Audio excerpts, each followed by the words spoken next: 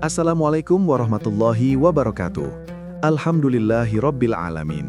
Segala puji bagi Allah Subhanahu wa Ta'ala yang telah memberikan kita nikmat iman, nikmat Islam, serta nikmat kesehatan, sehingga kita masih bisa dipertemukan dalam kesempatan yang penuh keberkahan ini. Salawat serta salam semoga selalu tercurahkan kepada junjungan kita Nabi Muhammad SAW, kepada keluarga, sahabat, dan seluruh umatnya hingga akhir zaman.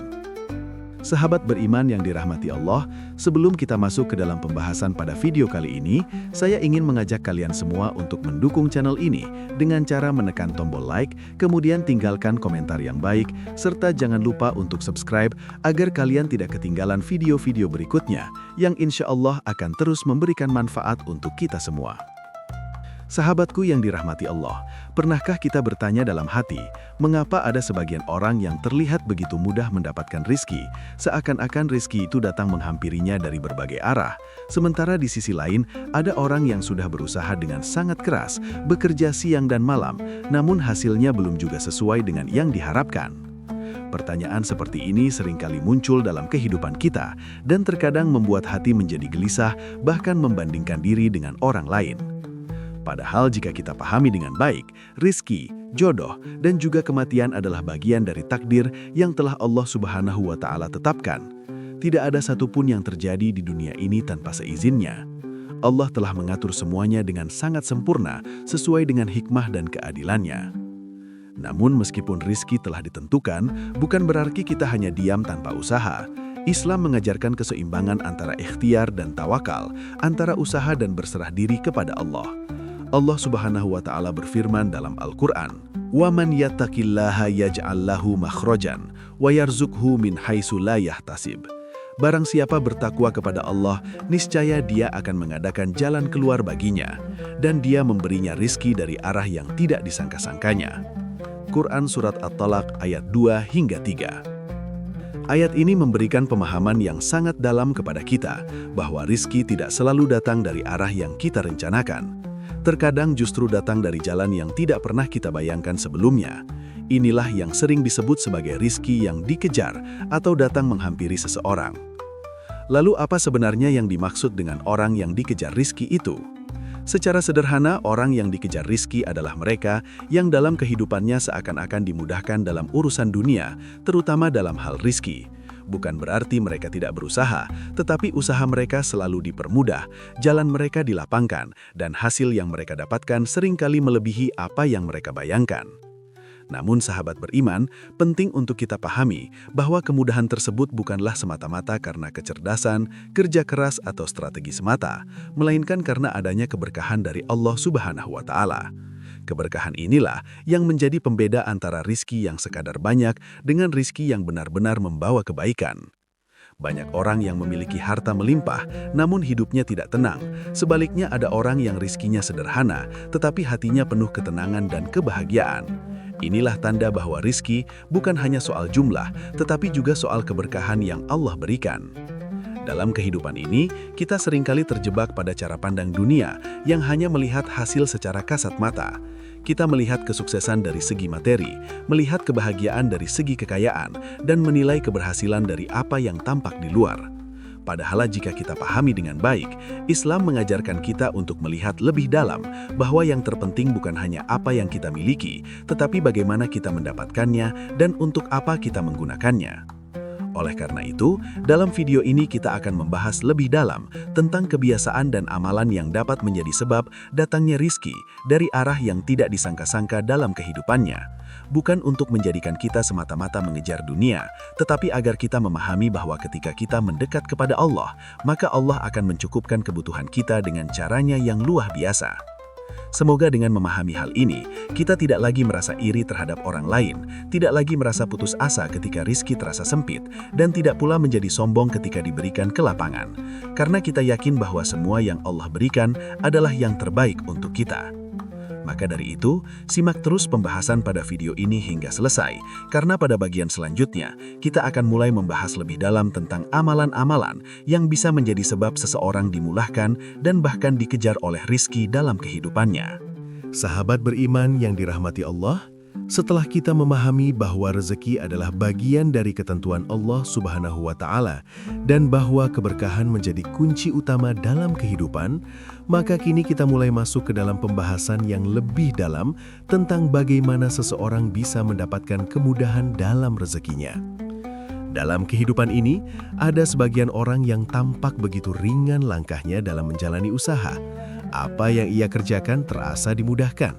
Jalan yang ia tempuh seakan dibukakan, dan hasil yang ia dapatkan seringkali datang dari arah yang tidak pernah ia sangka sebelumnya. Hal ini bukanlah kebetulan semata, melainkan ada sebab-sebab yang menjadikan seseorang mendapatkan pertolongan Allah dalam urusan rezekinya. Salah satu hal yang sangat erat kaitannya dengan kelapangan rezeki adalah kebiasaan berbagi kepada sesama. Ketika seseorang dengan ikhlas mengeluarkan sebagian dari apa yang ia miliki untuk membantu orang lain, pada saat itulah ia sedang membuka pintu-pintu kebaikan yang luas. Memberi bukan berarti mengurangi, justru memberi adalah bentuk keyakinan bahwa apa yang kita keluarkan di jalan Allah akan diganti dengan sesuatu yang jauh lebih baik. Allah Subhanahu wa Ta'ala telah menjelaskan hal ini dalam Al-Quran.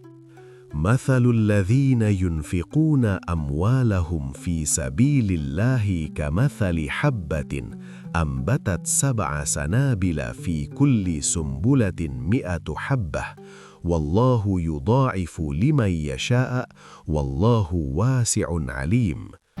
Perumpamaan orang yang menafkahkan hartanya di jalan Allah adalah seperti sebutir benih yang menumbuhkan 7 bulir. Pada tiap-tiap bulir 100 biji. Allah melipat gandakan bagi siapa yang Dia kehendaki. Dan Allah Maha Luas lagi Maha Mengetahui. Quran Surah Al-Baqarah ayat 261. Ayat ini menggambarkan dengan sangat indah bahwa setiap kebaikan yang kita keluarkan, sekecil apapun itu, akan dilipat gandakan oleh Allah. Maka tidak perlu takut untuk berbagi, karena sesungguhnya yang kita berikan tidak akan pernah hilang, melainkan akan kembali kepada kita dalam bentuk yang lebih baik, baik itu berupa harta, kesehatan, ketenangan hati, maupun keberkahan dalam kehidupan. Selain itu, sahabat beriman, hati yang senantiasa dipenuhi rasa syukur juga menjadi salah satu kunci penting dalam membuka pintu rezeki. Bersyukur bukan hanya ketika kita mendapatkan sesuatu yang besar, tetapi juga ketika kita diberikan hal-hal kecil dalam kehidupan sehari-hari. Bahkan dalam kondisi sulit sekalipun, seorang hamba yang beriman akan tetap berusaha untuk bersyukur, karena ia yakin bahwa di balik setiap ujian, pasti ada hikmah yang Allah siapkan.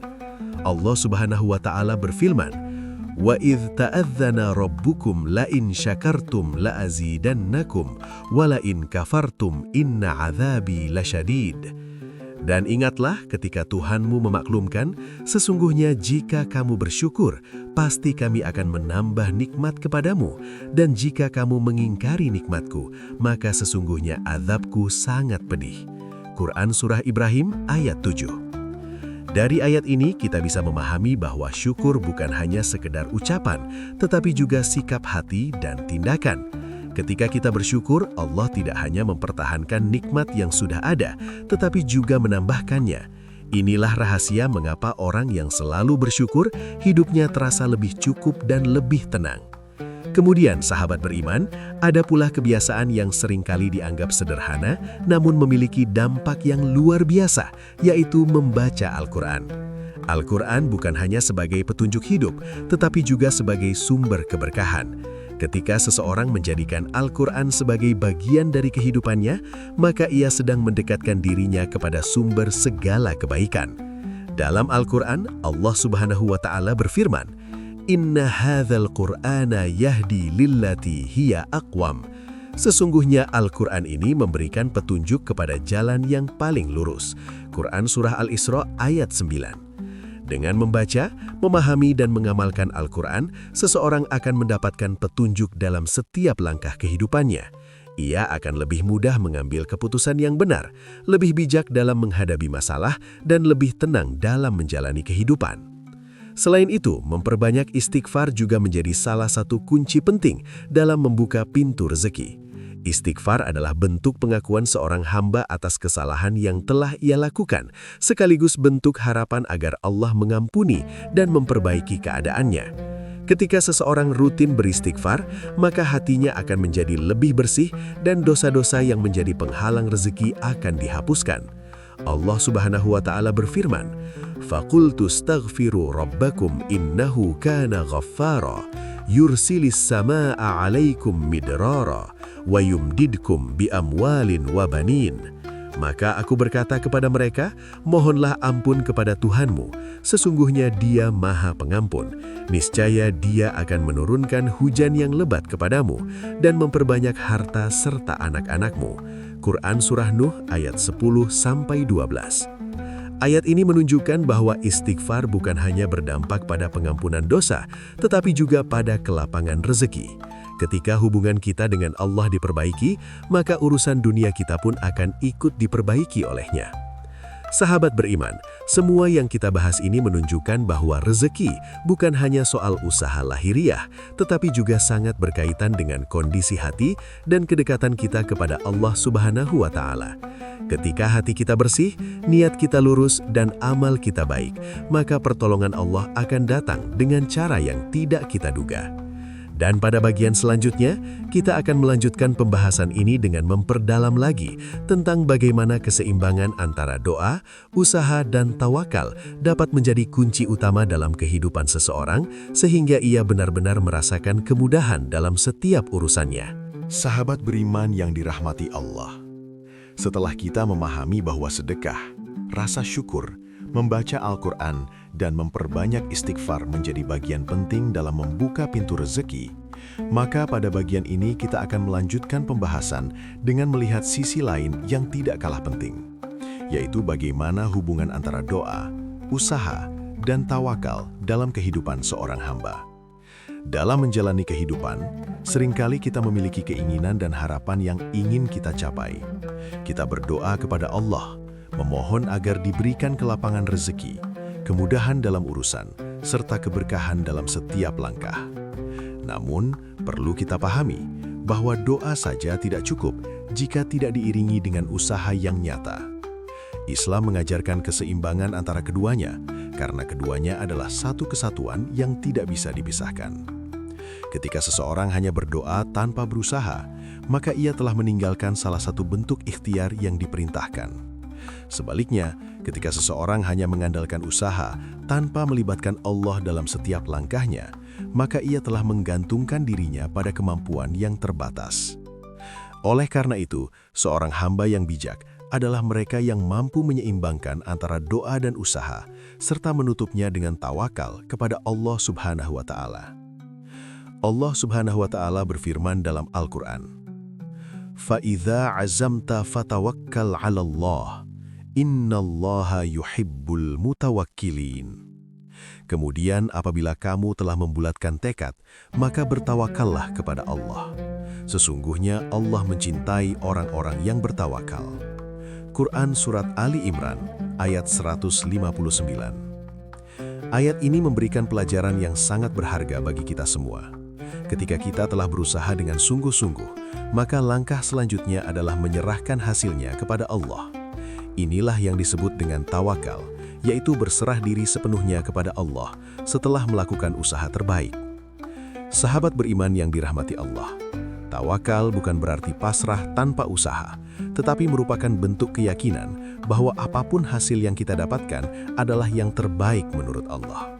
Ketika seseorang memiliki tawakal yang kuat, maka ia tidak akan mudah putus asa ketika gagal, dan tidak pula menjadi sombong ketika berhasil. Hatinya akan selalu tenang karena ia yakin bahwa Allah selalu bersama dirinya. Selain itu, dalam kehidupan sehari-hari, kita juga perlu menjaga kualitas doa yang kita panjatkan. Doa bukan hanya sekedar ucapan, tetapi merupakan bentuk komunikasi antara hamba dengan Rabb-Nya. Ketika kita berdoa dengan penuh keyakinan, dengan hati yang khusyuk, dan dengan niat yang tulus, maka doa tersebut memiliki kekuatan yang luar biasa.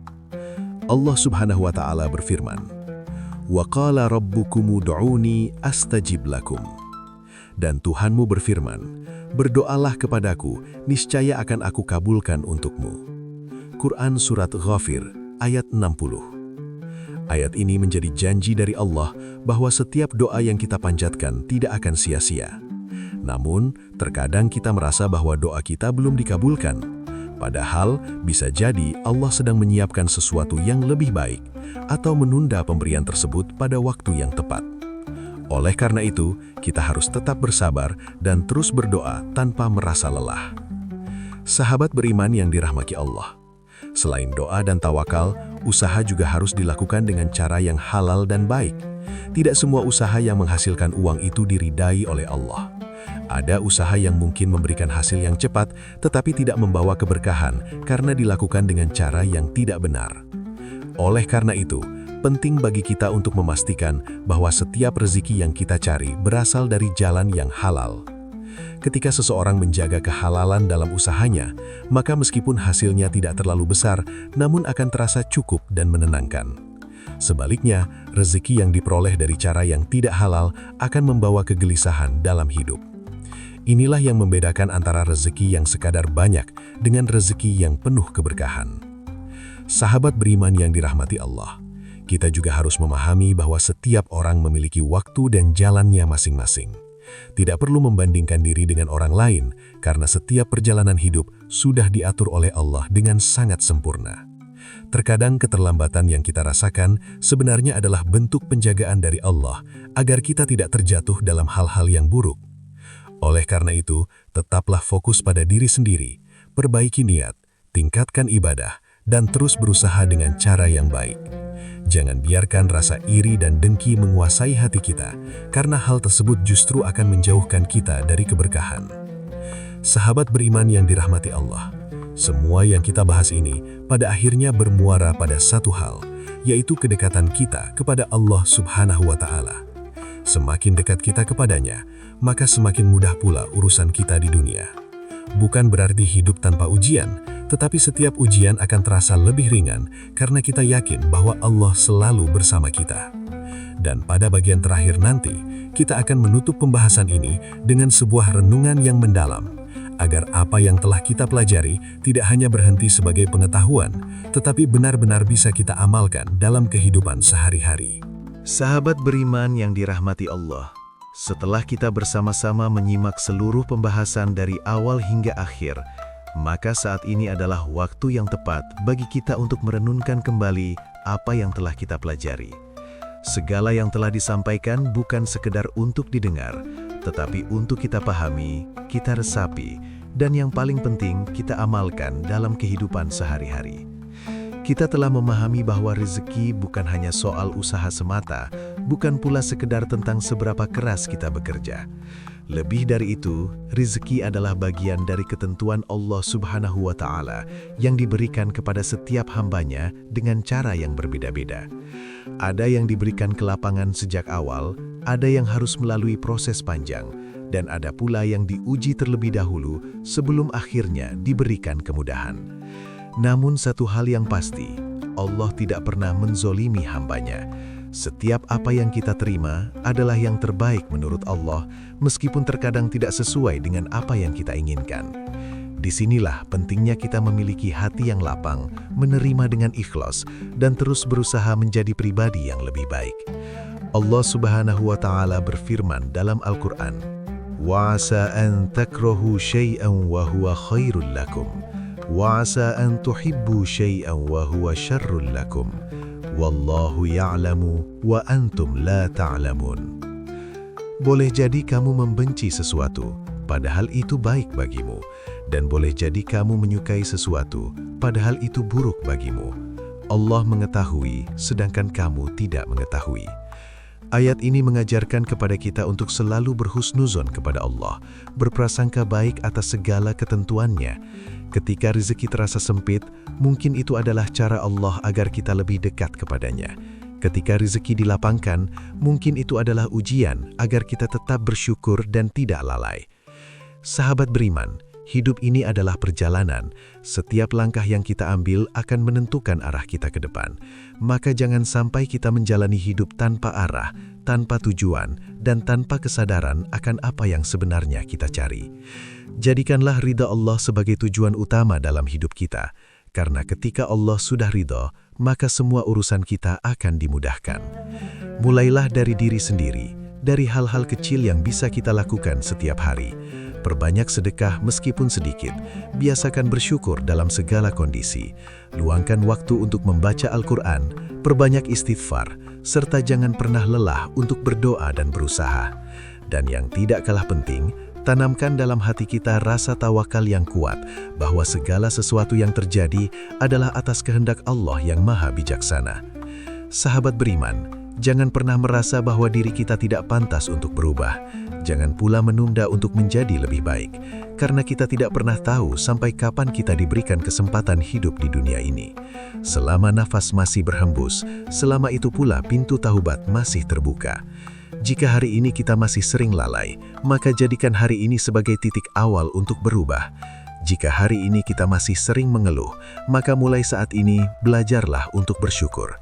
Jika hari ini kita masih jauh dari Allah, maka langkah pertama yang bisa kita lakukan adalah kembali mendekat kepadanya, sedikit demi sedikit, dengan penuh kesungguhan. Sahabatku semuanya, semoga apa yang telah kita bahas dalam video ini bisa menjadi pengingat yang bermanfaat. Jangan simpan kebaikan ini hanya untuk diri sendiri, bagikan kepada orang lain agar semakin banyak yang mendapatkan manfaat. Karena setiap kebaikan yang kita sebarkan akan menjadi amal jariah yang pahalanya terus mengalir. Dan bagi kalian yang ingin terus mendapatkan konten-konten yang menyejukkan hati dan menambah keimanan, jangan lewatkan video berikutnya yang akan kami hadirkan.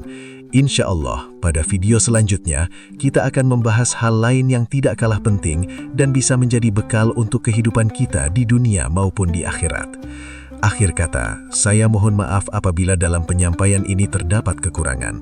Semoga Allah Subhanahu wa Ta'ala senantiasa membimbing kita, melapangkan rizki kita, mengampuni dosa-dosa kita, serta memberikan kita akhir kehidupan yang husnul khotimah. Wassalamualaikum warahmatullahi wabarakatuh.